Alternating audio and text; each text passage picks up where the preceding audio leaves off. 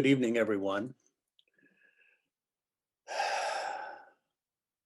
I'd like to welcome you to our path of spiritual awakening as we explore this path together.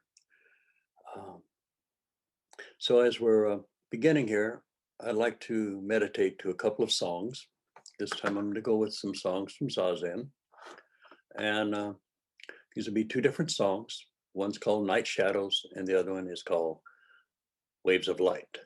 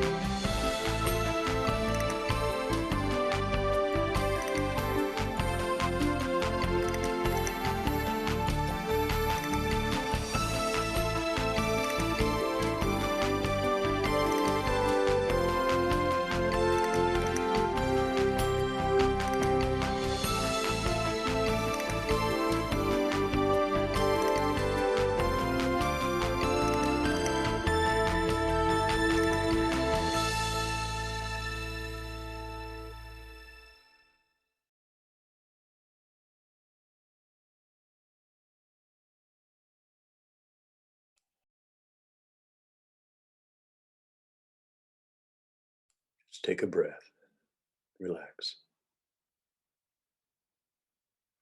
Notice the stillness.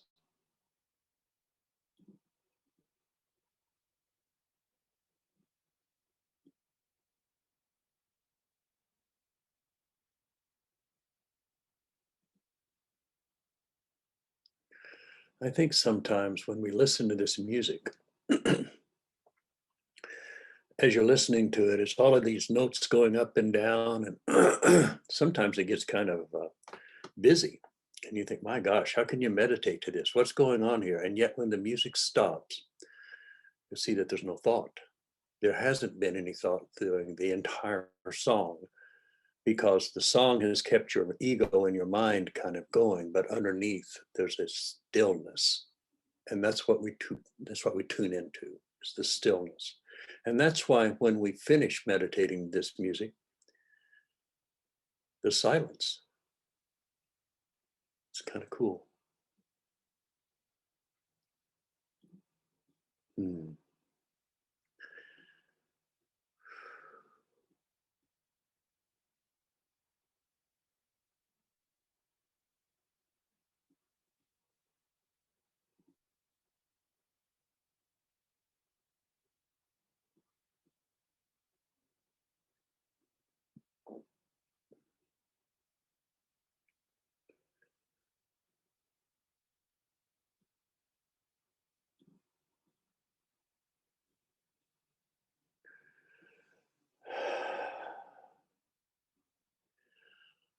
Oneness and duality.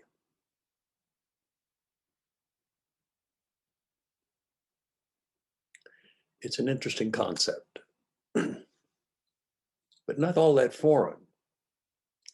Just looking at your own body, you have duality. I have my right hand and my left hand. I have feet that operate independently, and yet they operate together.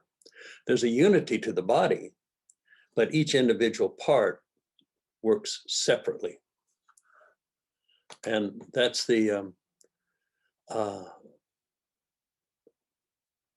that's about as close as I can get to it.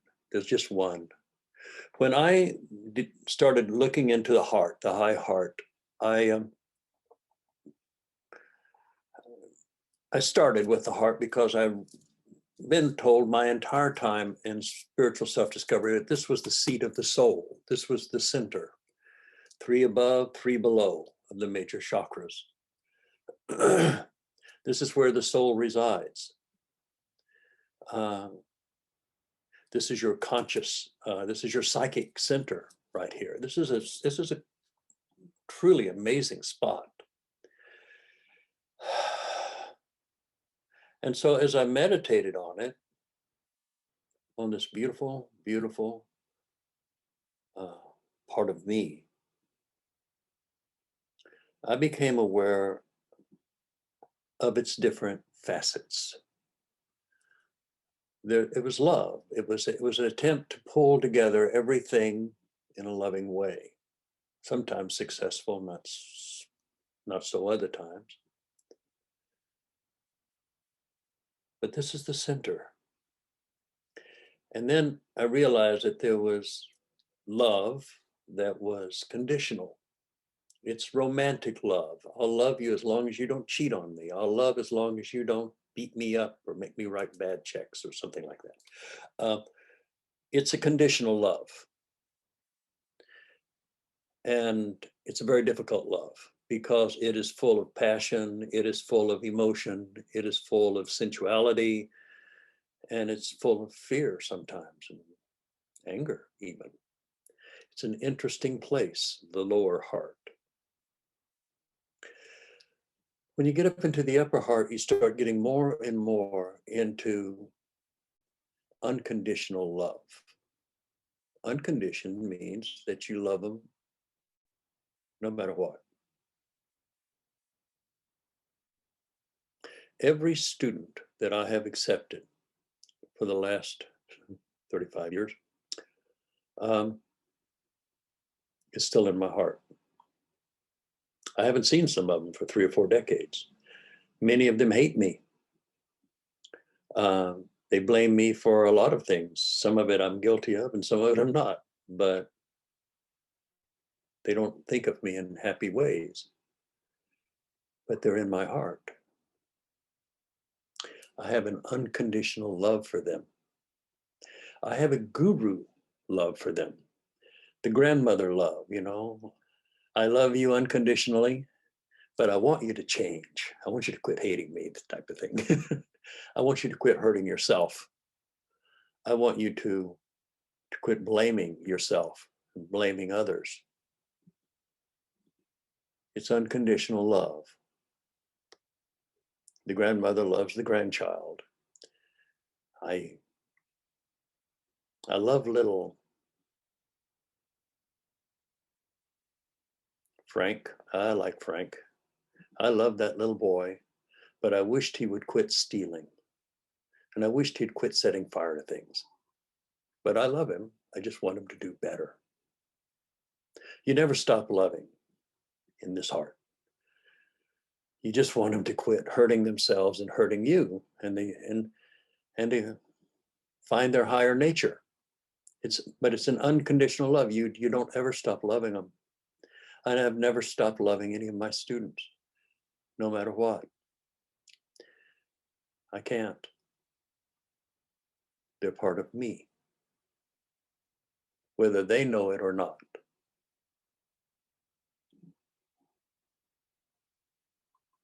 Then you move up to that strange little place I discovered by accident, which was in the very highest part of the heart. It's actually located halfway between the center of the throat and the center of the heart. And this is the place of dissolution.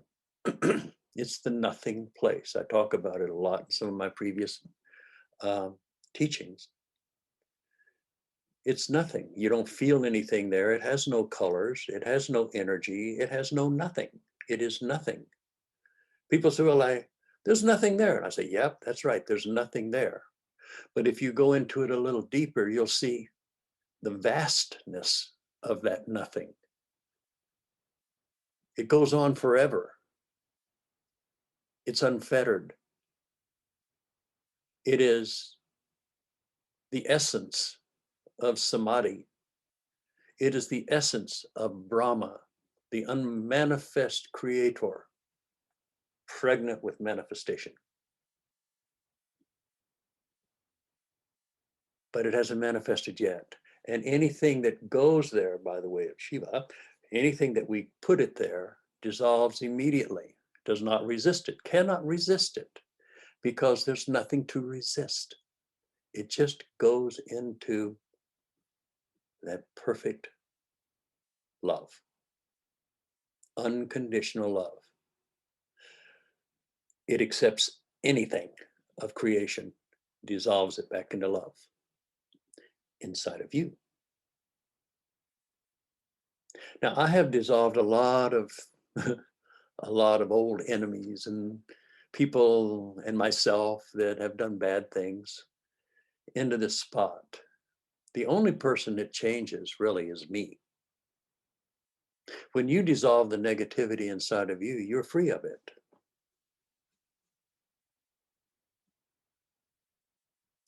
Or you can hang on to it and not be free of it. This energy that comes from Brahma, that creates the world where Vishnu is doing his thing, it starts out as an emanation.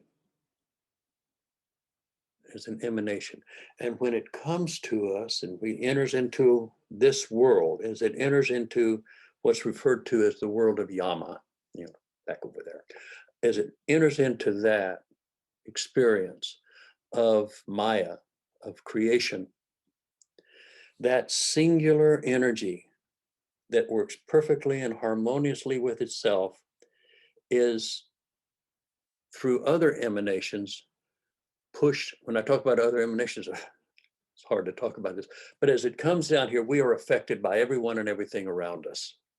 And everyone and everything around us is not enlightened. So we're being affected by the unenlightened from the time we draw our first breath until we draw our last. We're surrounded by people and animals and plants, the world. We're in an atmosphere of emotion. It's an illusion. But it's an illusion of the oneness of God actually working against itself. The energy comes as one and then it splits. And after it splits, it's still kind of in harmony, but pretty soon it bumps. Now we have duality. And the purpose of meditation is to start finding out that part of us that's out of alignment with the Dharma. To align ourselves with that perfect, unconditional love. In the process, we start living an extraordinary life. We live a life that's free, liberated from the angers and all of the illusion and dreams of those who are around us but are not enlightened. We're free.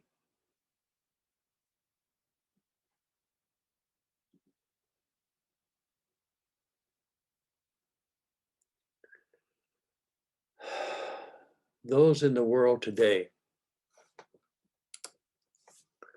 as you look around, you'll see groups of people who are really into fighting. They're holding so tight to their view of reality that anything unlike that view becomes very, very threatening, to the point that they want to fight, they want to kill, or at least enslave people who don't believe like they do.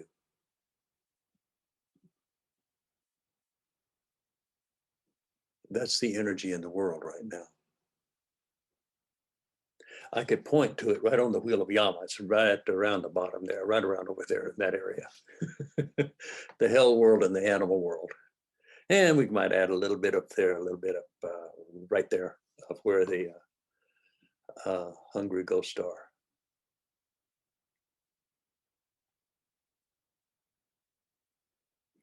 Our essence is not found inside that wheel of Yama. Our essence is the wheel of Yama. Our essence is what created that wheel. But we experience duality, and we experience separativity, and we experience me-ness and you-ness inside that circle. Outside the circle is just oneness. Outside that circle, there is no space between us. I, as an individual, am there, just like you will be, but we'll be together. We're not separate. You are an expression of me.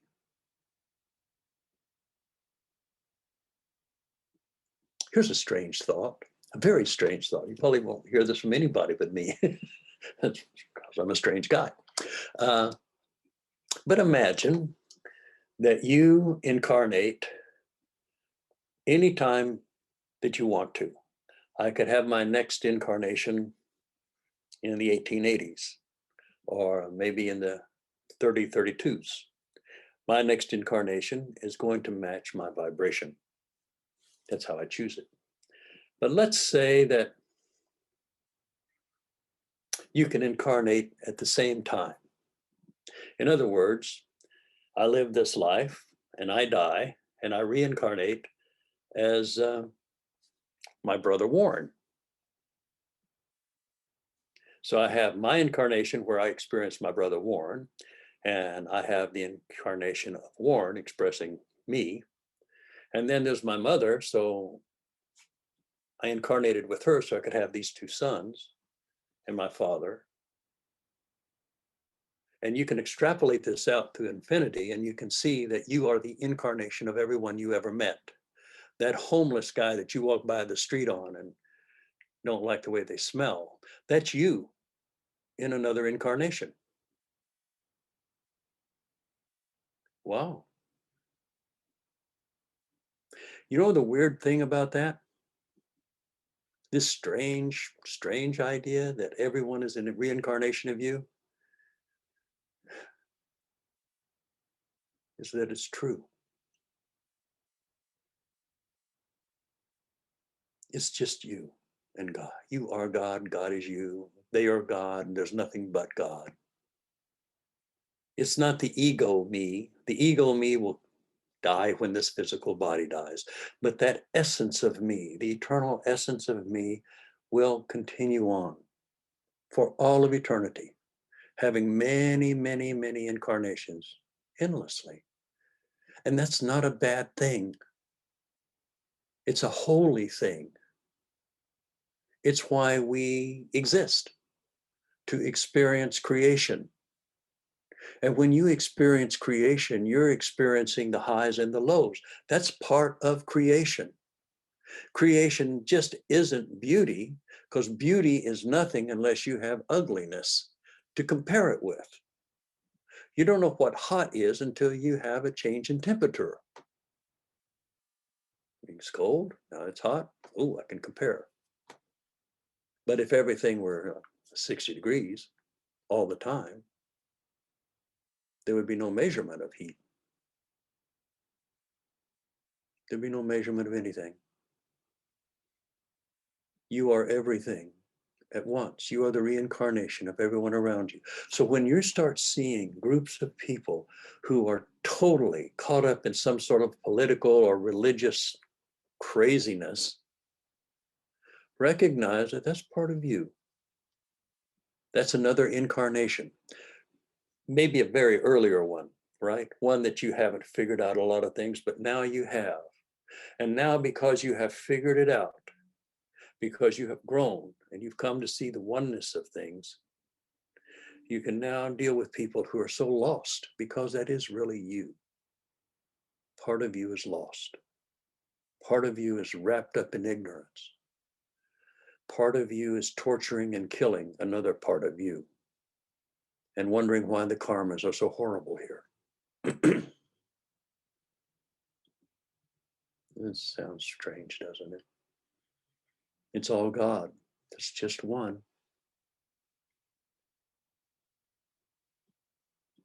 It's your consciousness. It's your vibration. What is the vibration you have? When you walk into your home, how does it feel?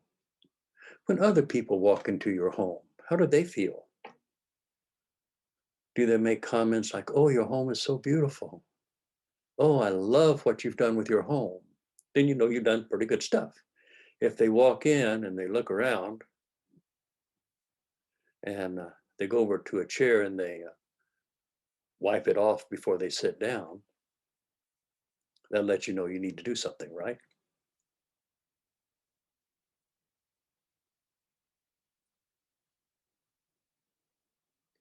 You're driving around. How's your car? Is it filthy? Is it dirty? Are the windows messed up so you can't hardly see out? Is that how you're getting around in life? Or do people get in your car and say, oh, this is beautiful. What a nice car.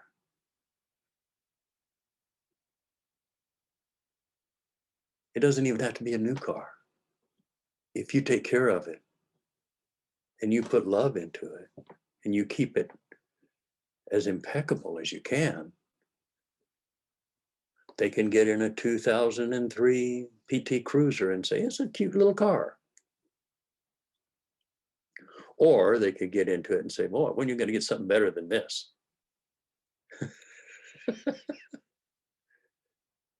Make it good, make it shine, make your life shine. I've been talking a lot lately about being a saint. And I want you to consider that as a job description. Look up what saints do. You know, they heal people, they do nice things, they're always selflessly giving, they're of service to people, they don't harm, they don't cut people down, they're the best of human life. And you don't even have to be an enlightened master to be a saint. You know, anybody can be a saint. So be one. Just determine that you have now decided you want to become a saint, that you're going to quit being a jerk. You're going to quit hurting people or saying nasty things about people. You're going to start helping others, recognizing that that's just you in another incarnation. Why would you want to hate you?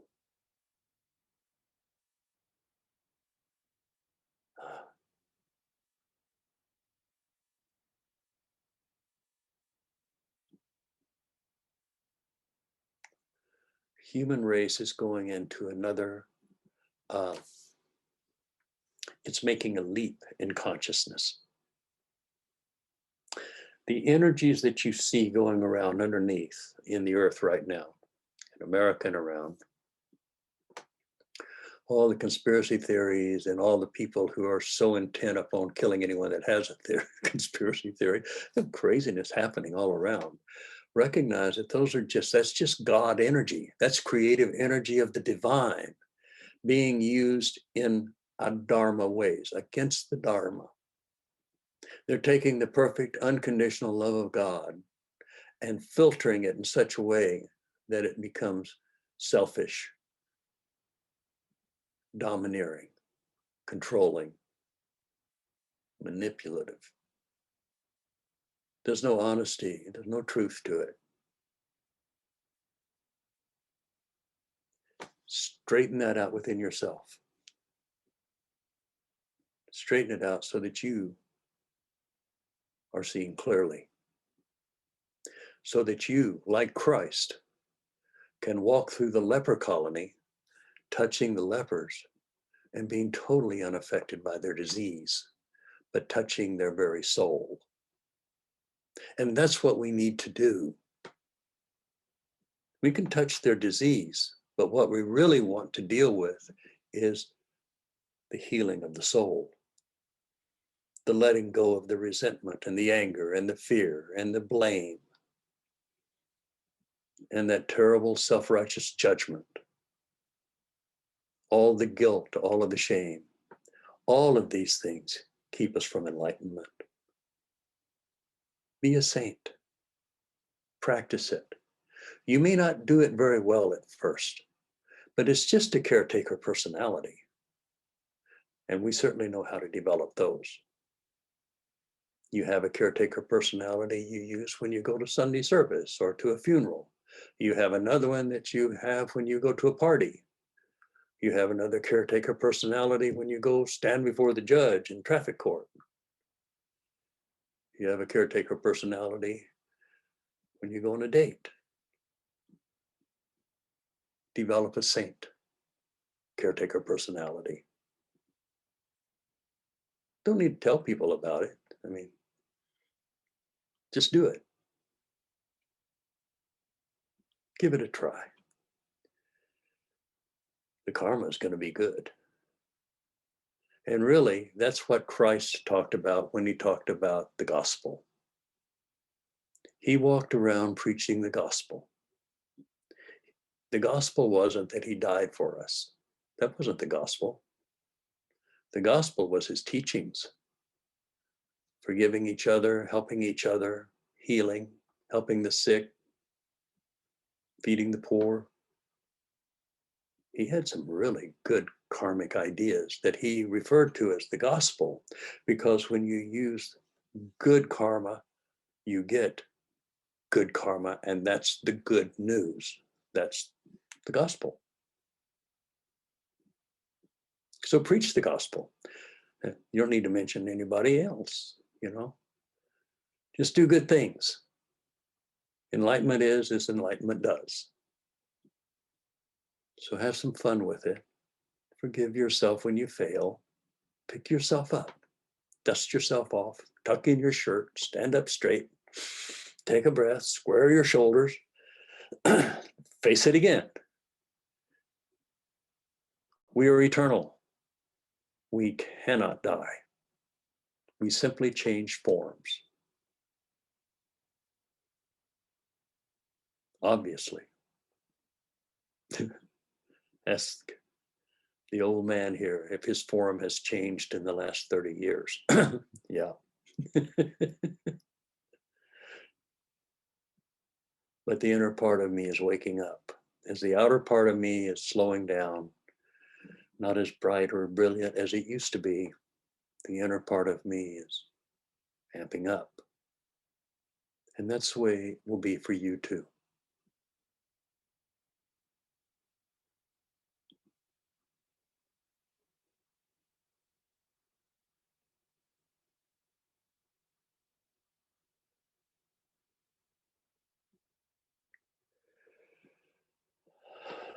Good.